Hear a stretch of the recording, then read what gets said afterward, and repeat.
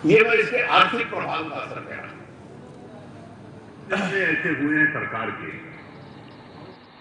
जिसका आर्थिक, सामाजिक और राजनीतिक जीवन के ऊपर इतना प्रभाव रहने वाला है जितना इस एक निर्णय का। और यही कारण है कि इसका देश भर में स्वागत हो रहा है। हर सामान्य नागरिक को और ईमानदार आदमी को लगता है कि कम से कम एक निर्णय हिंदुस्तान में हुआ, और शायद पिछले 70 साल में ऐसा निर्णय नहीं होगा, जिसमें उसकी ईमानदारी के ऊपर प्रीमियम रखा गया। और उसको लगता है कि जो भ्रष्ट व्यक्ति थे और व्यवस्था में भी जो कमजोरियां आई थी, उसको परिवर्तित करने का ये निर्णय एक बहुत बड़ा कदम उठाएगा। ये कितना बड़ा निर्णय है और इसके लिए कितनी हिम्मत चाहिए सरकार को, और जिसको शासन कला चाहते हैं, स्टेटक्राफ्ट कहते हैं। दुनिया भर के हर देश में, विकसित देशों में, जो देश की पूरी अर्थव्यवस्था जीडीपी होती है, उसकी औसतन 4% करेंसी होती है। हिंदुस्तान में 12% है। और जब ज्यादा करेंसी घूमती है तो स्वाभाविक है कि ज्यादा व्यवसाय कैश में होता है। कैश में होता है तो बैंकिंग व्यवस्था के बाहर से होता है।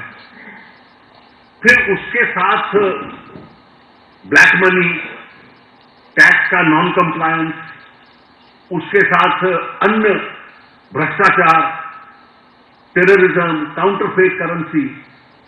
जब करेंसी की वॉल्यूम ज्यादा हो जाए तो ये स्वाभाविक उसके साथ जुड़ते हैं। आप अगर देश की टैक्सेशन व्यवस्था देख लें, हम हर साल बजट पारित करते हैं, तो बजट में एक शब्द आता है फिस्कल डेफिसिट, वित्तीय घाटा कितना रहेगा। इसका अर्थ क्या है?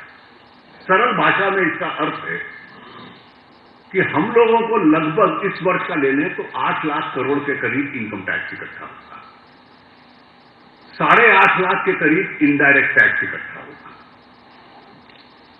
लेकिन सरकार का, देश का खर्चा चलाने के लिए हमें 4-5 लाख करोड़ इसके ऊपर उधार लेना पड़ेगा, क्योंकि इस 16.5 लाख से देश नहीं चलता।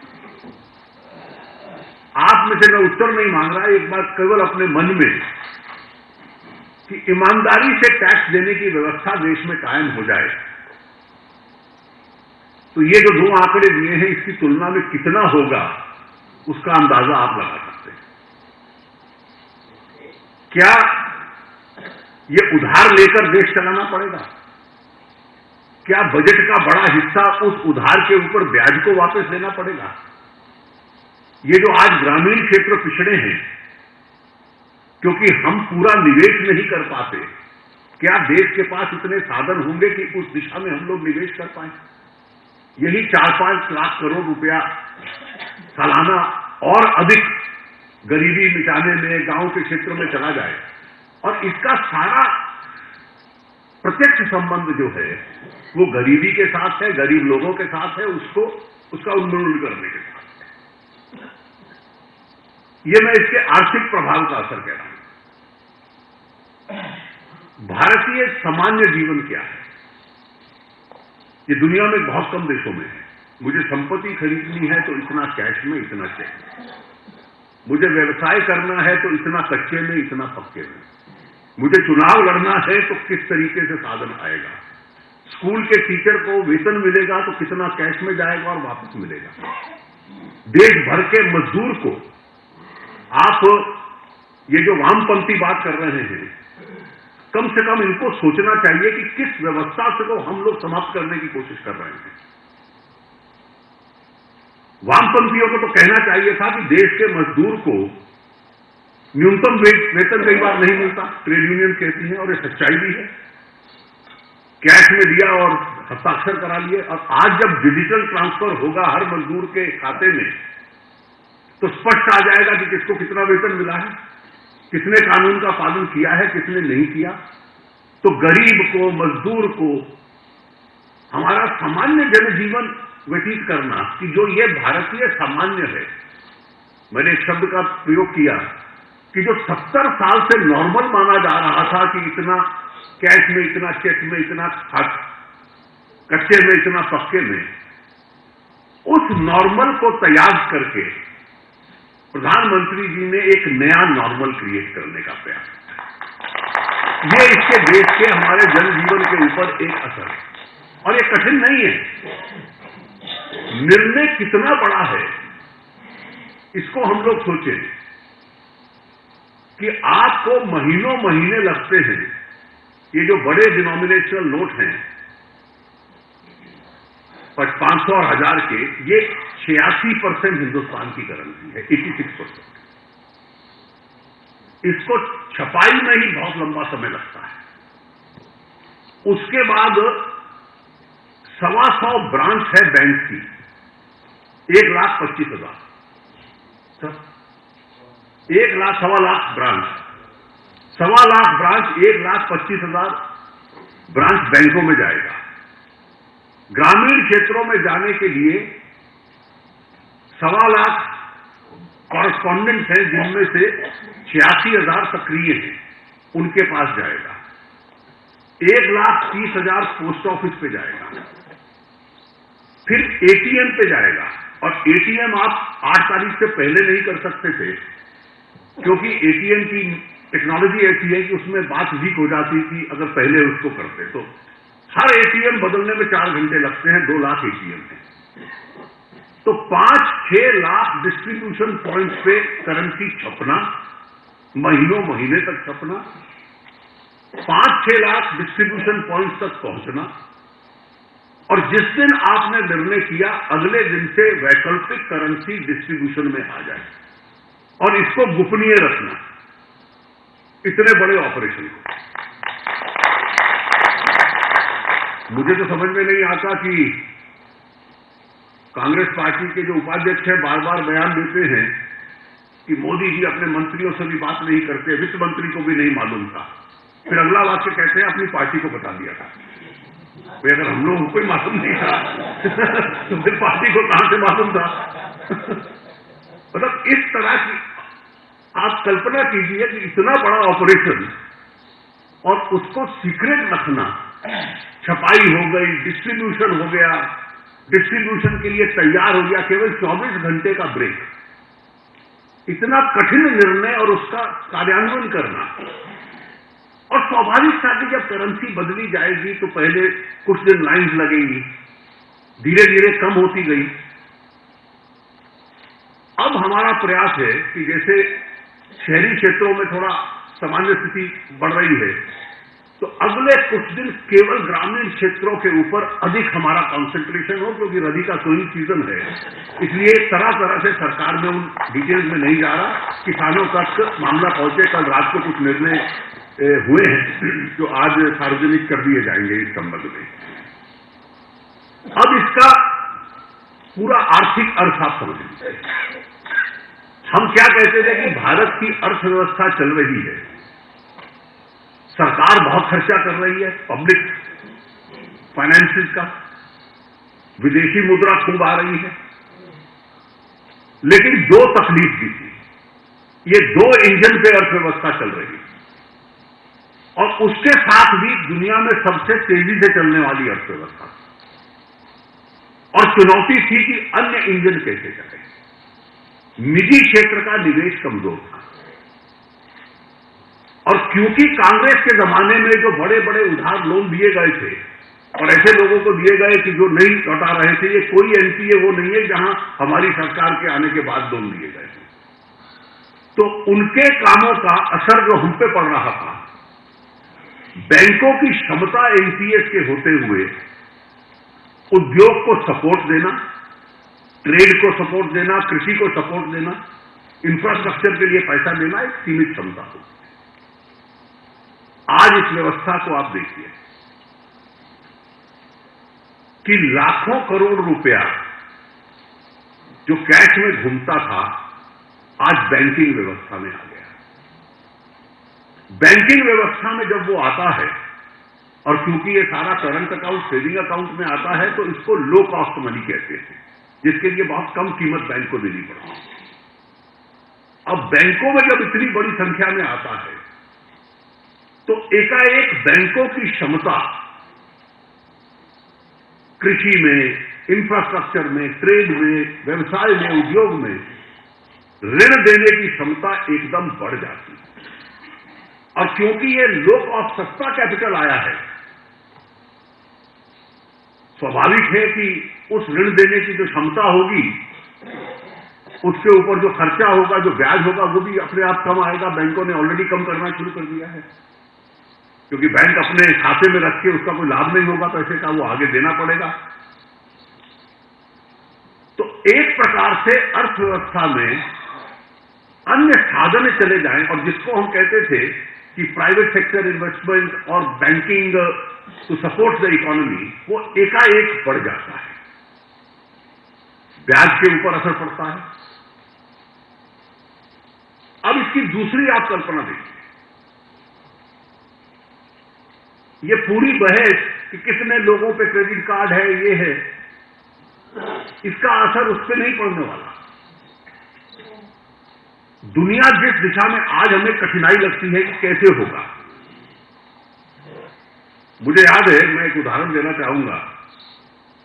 आप में से कई लोग उस वक्त सक्रिय थे, माननीय अडवाणी जी को याद होगा कि 1996 में मुंबई में रेसकोर्स पे बीजेपी का एक राष्ट्रीय अधिवेशन हुआ, जिसमें माननीय अडवाणी जी ने घोषणा की थी कि अटल जी हमारे प्रधानमंत्री के उम्मीदवार होंगे। हमने पहली बार पार्टी की तरफ से 7 मोबाइल फोन खरीदे थे, और अधिवेशन की खबर कम छपती थी, और मीडिया में यही खबर आती थी कि बीजेपी, देखिए लोग मोबाइल फोन इस्तेमाल करते हैं। ये आज से 20 वर्ष पहले। अटल जी की सरकार में एक ग्रुप ऑफ मिनिस्टर था, रामविलास जी उस वक्त थोड़ी देर के लिए टेलीकॉम मिनिस्टर थे, तो मोबाइल का वो जिक्र करते थे तो अमीर आदमी का फोन। तो 15 साल पहले और 12 साल पहले अगर आपको कहा जाता कि हर गरीब के हाथ में मोबाइल होगा तो लोग हंस पड़ते। लेकिन ये परिवर्तन आया है डिजिटल में, और ये डिजिटल की क्रांति। और आज किस व्यवस्था की कल्पना कर रहे थे? आज दिल्ली के स्कूलों ने मां बाप को एसएमएस भेज दिया कि फीस आप कैश में नहीं जमा कराओगे, केवल मोबाइल पे आप डिजिटल के माध्यम से फीस जमा करा सकते हो। अलग अलग संस्थाओं में मजदूरों का वेतन न्यूनतम वेतन से कम। अब सबके लिए मजबूरी है, एकाएक आपको डिजिटल ट्रांसफर मजदूर के अकाउंट में करना पड़ेगा। और जो लोग अगर निकट से इसको देखते तो उनके लिए हैरानगी नहीं होती। मोदी जी का पहला निर्णय क्या था? सरकार बनी तो एसआईटी बनाई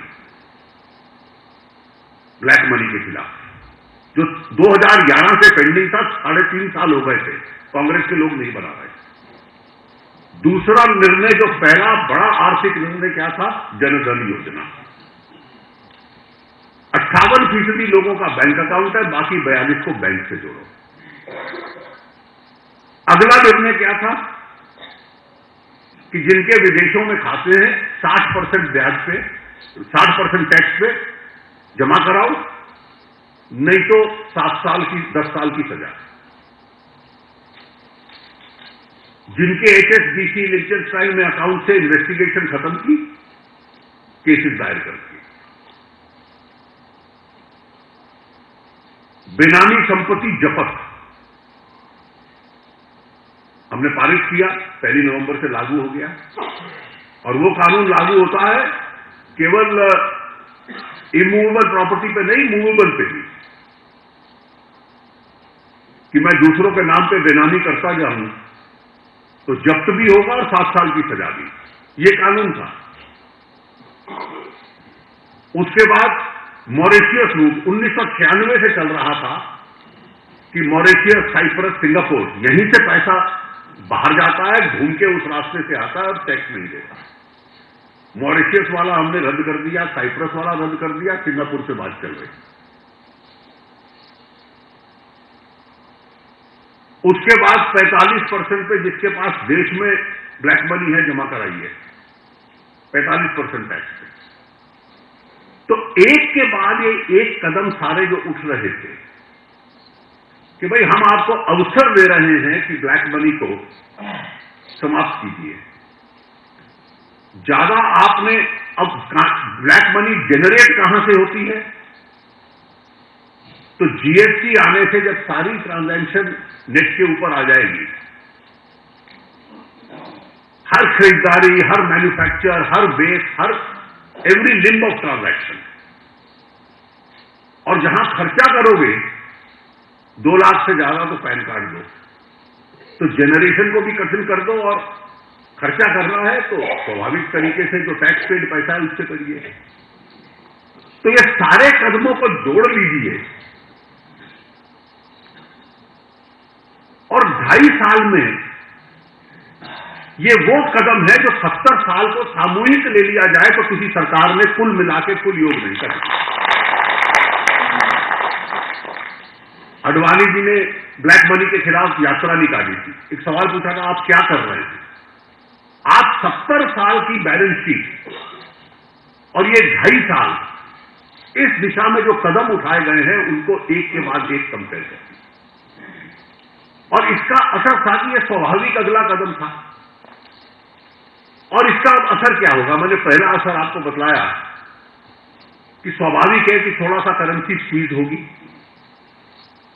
और करेंसी स्क्वीज से थोड़े दिनों के लिए व्यवसाय कम हो सकता है, लेकिन उसके बाद सारा का सारा व्यवसाय, कोई ये कल्पना नहीं करता कि 100% कोई अर्थव्यवस्था कैशलेस हो जाएगी। करेंसी रहेगी, कैश रहेगा, लेकिन अधिक मात्रा में डिजिटल रिप्लेस करता। जैसे वेतन आपको चेक से मिलता है, बैंक अकाउंट, हमारे सांसदों की तनख्वाह अपने आप बैंक में पहुंचती है, कोई कैश नहीं देता, मजदूरों की पहुंचती है, हर कर्मचारी की पहुंचती है, स्कूल फीस की पहुंचती है। तो हर प्रकार का जो ये व्यय है, पहले हम लाइन में लग के कैश में टेलीफोन का बिल देते थे, आज अपने आप जाता है डिजिटल से। तो एक एक खर्चा इस प्रकार से होता जाएगा, और एक एक सप्ताह में, पिछले 10-12 दिन में ये जो डिजिटल यूजर है अलग अलग उद्योग में कहीं 400% बढ़ गया, कहीं 300% बढ़ गया, इस तरह की समाचार आ रहे हैं। तो ये उस दिशा में मूवमेंट है। दूसरा इसका असर ये है कि अन्य ट्रांजैक्शन सारे जैसे ही एक्सपैंड करते हैं, तो मीडियम और लॉन्ग टर्म में अर्थव्यवस्था का साइज भी बनेगा, क्लीनर भी। ब्लैक मनी से काफी हद तक आपको मुक्ति मिलेगी। क्राइम में जो पैसा जाता है, ब्राइबरी में जो जाता है, रिश्वत में जाता है, काउंटरफीट करेंसी में जो जाता है, उसको एक बहुत बड़ा झटका लगेगा, और टेररिज्म एरिया से लगभग इस प्रकार के समाचार हम लोगों के सामने आ रहे हैं। अब इस ट्रांसफॉर्मेशन में कठिनाइयां भी हैं। आप एकाएक सारी करेंसी रिलीज कर दें तो देश में कुछ लोग हैं जो आजकल योजना बनाते रहते हैं कि कैसे हम ब्लैक टू ब्लैक कन्वर्ट कर लें। हम सब सुनते होंगे, तरह तरह के तरीके ढूंढते।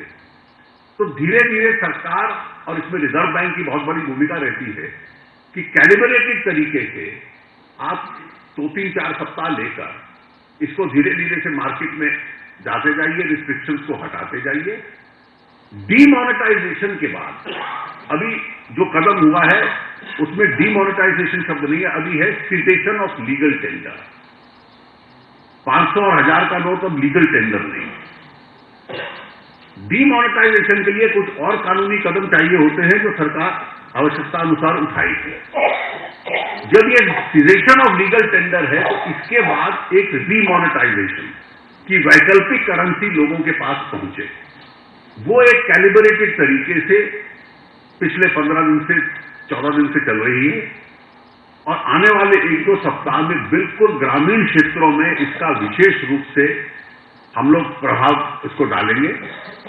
और जब रीमोनेटाइजेशन एक रीजनेबल लेवल पे आ जाता है तो तब ये सारी बैंकिंग रिस्ट्रिक्शंस को वापस लेकर सामान्य तरीके से फिर व्यवसाय चलता रहेगा, जो कि बहुत लंबे अवधि काल बाद नहीं होता है, वो स्वाभाविक तरीके से चलेगा।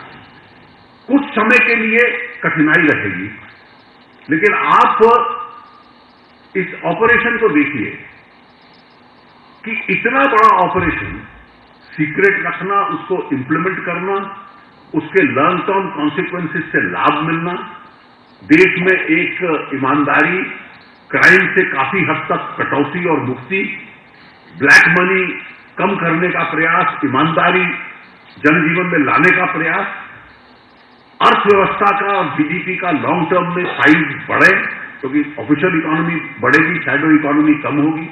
ये जब सारे लाभ इसमें से निकलेंगे तो देश को की एक बदली हुई तस्वीर उभर के सामने आएगी।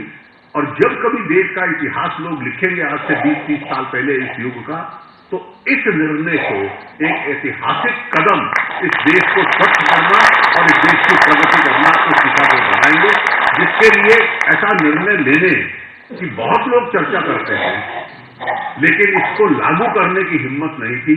माननीय प्रधानमंत्री जी के नेतृत्व में ये कदम उठा है, जिसके लिए वो अभिनंदन।